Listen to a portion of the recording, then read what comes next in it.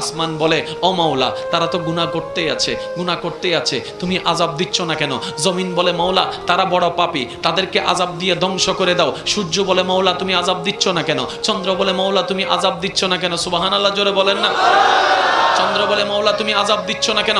মঙ্গল গ্রহ বলে মাওলা তুমি আযাব দিচ্ছ না কেন? জিব্রাইল বলে মাওলা ধ্বংস করে দাও না তাদেরকে। পাপ তো এমন পর্যায়ে চলে গিয়েছে, সন্তান পর্যন্ত মা বাবাকে হত্যা করতে দ্বিধাবোধ করছে না, বউ রেখে 3-4টা মেয়ের সাথে পরকীয়া করতে দ্বিধাবোধ করতেছে না, জেনার উপর জেনা করে যাচ্ছে, প্রেমের নামে জেনা করে যাচ্ছে মাওলা, সুদ করে যাচ্ছে, ঘুষ করে যাচ্ছে মাওলা। অন্যায় তো বেড়ে যাচ্ছে, পাপ তো বেড়ে যাচ্ছে, আদেশ অমান্য তো বেড়ে যাচ্ছে।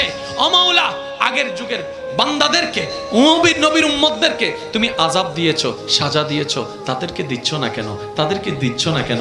আসমানের প্রশ্ন, জমিনের প্রশ্ন, সূর্যের প্রশ্ন, চন্দ্রের প্রশ্ন, জিব্রাইলের প্রশ্ন, ইসরাফিলের প্রশ্ন, মিকাইলের প্রশ্ন।